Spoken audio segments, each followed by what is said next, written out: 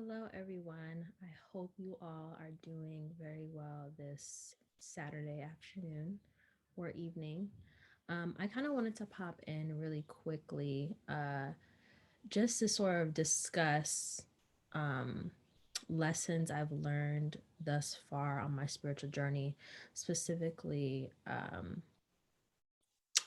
during a time where I had caught COVID-19. And I felt like it was really important to share this because um, it really has changed the whole trajectory of how I show up in the world and how I contribute to yours and my community. And I feel like it's important because there's so much propaganda going on in the world, and a lot of people are extremely afraid. There's a lot of scarcity mindsets. There's worry of losing homes, losing money, losing jobs, losing friendships, losing relationships over the vaccine, over the politics behind the vaccine. And so I too am not immune to seeing what is going on around us. And um, I had caught COVID in the beginning of January during the new year, actually. I got COVID maybe like a few days after the new year, and it put me on my ass for a few weeks. So all of January, I was on my ass and I was recovering. And in that time frame, I was able to sit back and be a lot more observant with um, the community that I have cultivated for myself and the communities that I am partaking in. And I wanted to share what I've seen in this time of forceful rest. And I'm so grateful to have had this happen to me because it's taught me a lot about um, power. It's taught me a lot about how power is oftentimes confused with um, authority.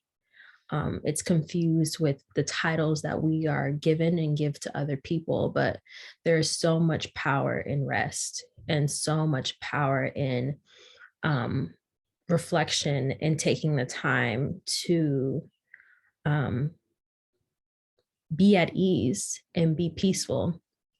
Um, so, in my time of catching COVID, I went through all of the above. I had the fevers, I had the headaches, I had the chills, I had the shortness of breath, I had loss of taste and smell, and I still um, don't fully have my smell back. I have my taste back, but I don't fully have my smell back. And during this time when I had caught COVID, um, I couldn't function in my day to day life as I normally would like to. And for a lot of different communities that I'm a part of, I'm a pivotal role in the function of those communities. And so they don't necessarily operate as well without me there. And so in my time of being sat on my ass, I realized that some of the things that I contribute to the community, such as my time, my effort, my voice, my opinion, my energy, my skill levels, because I'm a certified um, engineer. And a lot of my skill levels, a lot of my education is utilized in these communities. And in that time, I realized that um, you can get caught up in the fast-paced lifestyle even as a spiritualist, and that I don't think that's often talked about when we enter into these new communities, especially these traditional African American communities, these Hutu communities, these Ifa communities, these Voodoo communities. Um, we can kind of get caught up in the hype of getting the title, of getting the power, of learning the secrets. And we don't realize that a lot of the power that we are getting really is coming from ourselves. I don't feel any different about myself just because I have the title of a Hunsi. I don't feel any different because I have a sacred name and I'm a part of a community.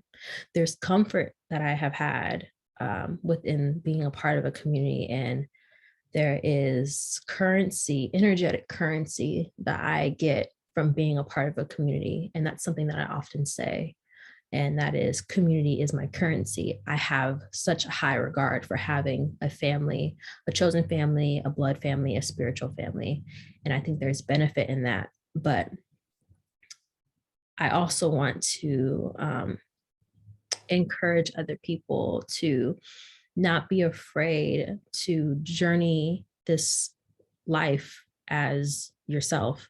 You are not any different just because you're in this community. You're learning a lot and you're gaining a lot, but you are not just in a community. You have your own life, you have your own identity, and don't get lost in the midst of trying to explore where you lose yourself. And I can honestly say that I have a very fast paced life. And in my spiritual life and in my 3D life, my 3D, 4D life, I have a lot of responsibilities. And during my forceful rest, I realized that it doesn't pay to be fast. It doesn't pay to be a fast paced person. It doesn't pay to wear multiple hats and hold multiple different responsibilities, because you don't get the opportunity to really sit back and observe and really take in all of the work and the time and the effort that you're putting in to manifest this amazing life. And so one of the first things I would encourage you all to do is remember that rest is sacred, and it is absolutely a non-negotiable that should be a part of your spiritual life, your spiritual journey, and your spiritual regimens. And I have been someone that took rest for granted, and I was a part of the crew that was like, no rest, no sleep, like this is how you become a millionaire. And I realized that that mindset doesn't get you very far, because what good is it to have all this money and your body is deteriorating from you not taking care of it? And so I encourage you all to learn from me, as I have learned the hard way, of take the time to nourish yourself always, and not just in what you consume, the healthy foods that you consume, but also nourish yourself with taking time to be alone, to take time to be around people that love you, that care about you, that serve your highest good as you serve theirs. Another thing that I learned in my time of forceful rest, that's what I'm about to call it, everything. I'm about to just say, when I got COVID-19, I was being forcefully rested. I realized there was a saying that I got from one of my teachers, because I have many. And she was telling me that there's a saying where the healers of the communities are usually fat.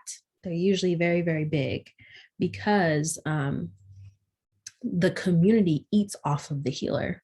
So it's basically the healer is like the pig of the community, and the people come to this person and they eat off of this person to be well fed and get through their life and get through their day-to-day stressors. And so it's really important that the healer is big, because they have so many different mouths to feed.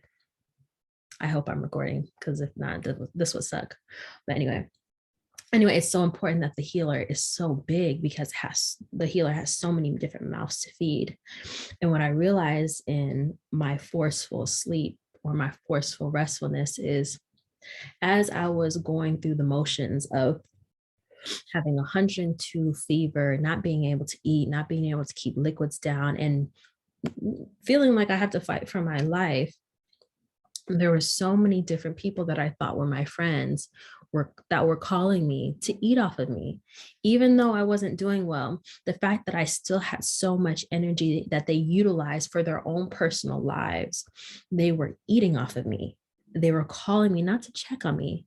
They were calling me to get ideas for their own ventures to make profit. And I found that so interesting that you as a human being, we take ourselves for granted in so many different facets. We think we're not at the perfect weight. We think if my skin was clear, if we think if I was just richer, my life would be so much better. But we don't realize how much of a pivotal role that we actually play in so many different people's lives and how much value we bring to it. Even if it's not a physical manner or a manner in which that people can necessarily touch or taste. And I realized, sorry, when I'm channeling, my nose itches. I don't know about y'all, but my nose be like, it'd be like hot and it'd be itchy, and I'd be like, ugh. But I realized in that time that, wow, so many people utilize my energy for profit. They really want to eat off of me, even in my worst days. And that told me a lot about the community that I thought I was cultivating and the community that I thought I had I thought I had chosen my community better. And I thought that there was a better energy exchange, and there wasn't. And so I learned at that time that, oh, okay, some people are people. People are people. And I didn't take it personal. And so one of the lessons I learned at that time is that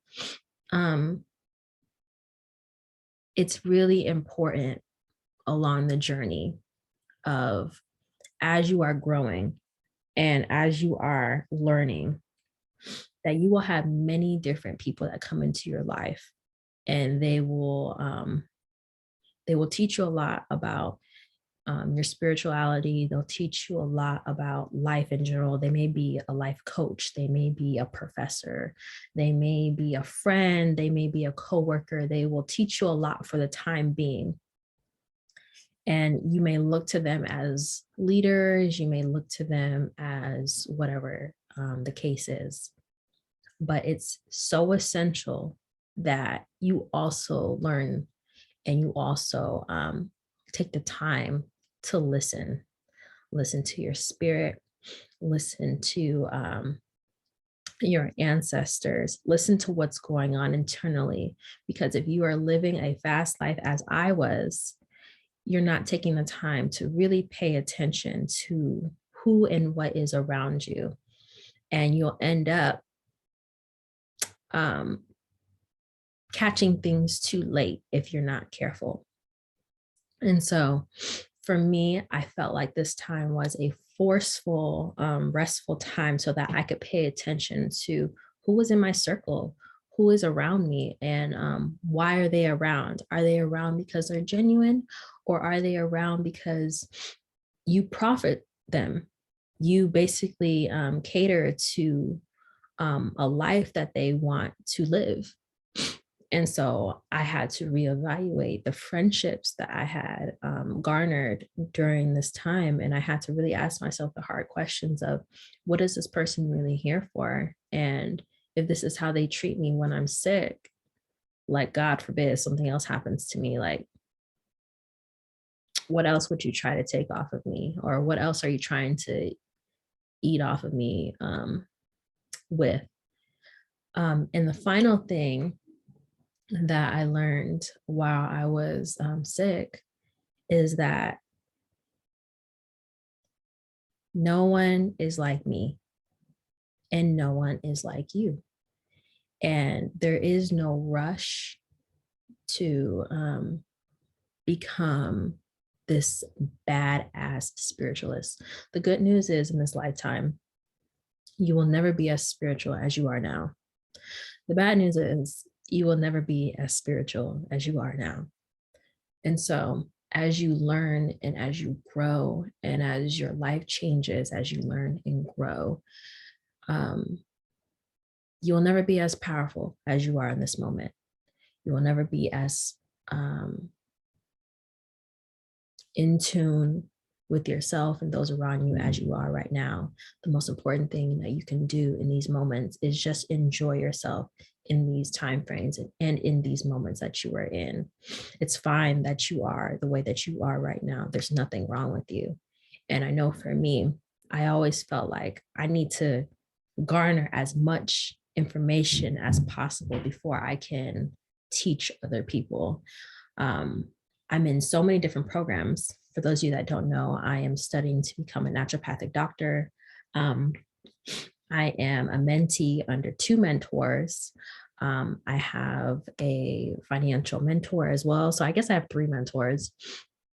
I'm in many different programs to become a flower practitioner. I'm in another herbalist program. I just have so many different um, channels of information that I'm garnering so that I can show up the best that I can for you all and give you all so much information. But I always felt like um, I can't teach because I don't have enough information yet, even though I have so much information now. And I always had an issue with showing up in this moment because I felt like being present would be to showcase that I'm not as equipped as I would like to be. And that's my own mental thing where I feel like I'm not as good as I think I am, or as maybe as people prop me up to be. But the truth is, um, it's all enough. What I have is enough. What you have is enough. And we seek to be, we seek the vision of we have of ourselves of 5 years from now instead of accepting who we are in these moments. And I encourage you all to accept yourself at whatever height that you are, at whatever weight that you're at whatever current or holding whatever current burden of pain that you're holding, whatever traumas that you're holding on to. Accept yourself in these moments. And that version of yourself that you would like, some of it may be realistic and some of it may not be. But you can hold that and say, okay, you know, that's something that I would like to do. That's someone that I would like to be, and take the proper steps with, you know, becoming that person, but not negating who you are now and accepting yourself in your entirety. And so in this time frame, I realized, oh, my fast-paced lifestyle was about me chasing an idea that I have of myself of being Dr. Alicia Oko with, you know, multiple different businesses and having all these different channels of information and becoming this really powerful spiritual teacher. And so that's something that I absolutely plan on becoming. But just because I'm not there yet does not mean I won't be. And who I am in this moment is more than enough.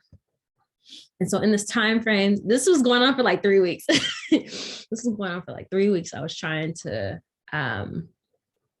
figure out what was happening internally within myself and what was I looking at. I didn't have the language for what I was observing that was going on internally and externally. And I didn't know who I would be on the other side of this. And I realized that who I am is changing in this portion of my spiritual journey, and how I show up is changing in this spiritual journey. And this person is so much calmer. This person is so much rawer. This person has less of a filter, and this person is much less apologetic for how they show up and who they essentially are. And so I'm grateful for testing COVID positive, even though it wasn't fun, and it put a damper on a lot of my plans because I was supposed to go out of town for a couple weeks. I was supposed to go to a couple different states, and Spirit said no. But in the meantime, I realized that nourishment is also a form of sovereignty, energetic sovereignty. And peace and rest is a pivotal part of my journey. And my biggest growth spurts have happened when I was resting, not when I was in pain, not when I was suffering, not when my business was booming, not when I was in a new relationship, but when I was in the most quietest moments of my life and in deep, deep reflection. My biggest changes happened in my life. And so I'm not afraid of COVID, and I hope you aren't afraid of COVID. And that's not to say I hope you catch COVID. Lord knows. I hope you don't. I really hope you never experience what I experienced because it was brutal. But I hope in your quietest moments, or you take the time to have quiet moments to reflect on your life, reflect on your community, reflect on who you want to be and how are you showing up in this world. And I'm so grateful that I took stock and I cleaned house, by the way. I cleaned house, and the people that I have now in my life are so nourishing that they gave me all of these plants. During my time of COVID, especially this peace lily that has been my greatest teacher during this time. And also this, if I can show you this plant as well. I started to surround myself with people that actually are soul food and that bring a lot of love to my life. And so I hope you all are well. I hope you all took something from this video. It was really in the moment. I don't even know what I said. It could have been some bullshit. I ain't gonna hold you. Like I was just talking because I just felt called to share what was happening in my world and why I took January off kind of by force. And I hope you all can kind of see that there is a shift that is happening, at least with me, in how how I show up. Ooh, Whitney, how I show up and what I share with you all will be a bit different. So just ride with me. So just ride the wave with me and enjoy the ride. So I love you all. I will see you all very soon because Planting Seeds is coming out, season 2. This is going to be a lot of fun because it involves scent. And even though I can't fully smell, which I am so hurt about that, I'm so hurt that I cannot fully smell right now. Still, my nose is still itchy though. Even though I can't fully smell, I have so many different incense that I use, that I've utilized in the past, that I will probably utilize in the future when my nose is acting right. And I hope you all enjoy this next series. It's going to be a lot of fun. And I also hope you all join the Magical Herbalism mentorship that will be happening on April 1st. I'm very, very excited to share with you all the knowledge that I have garnered while being an herbalist, while studying to become a doctor, while utilizing my spiritual wisdom with my educational background. It's going to be beautiful. And it's one that I've been trying to manifest for over a year now. So I think this is going to be maybe like a 2-semester mentorship. So far, I'm hearing 2 or 3. This is going to be a long journey that we do together in this mentorship, but it's going to be so worth it. And you all are going to benefit so much from it. So I love you all. I hope to see you all very soon. As you can see, like green is the vibe, all 2022. So you're going to be seeing a lot of green with the Garden Goddess. And jade. Green and jade is my vibration this year, which is a lot of nourishment. It's a lot of flourishing. It's a lot of growth and a lot of Mother Nature. So I will see you all in my next video, and I hope you all are doing very well. I love you, and I will talk to you all very soon. Okay, bye-bye now.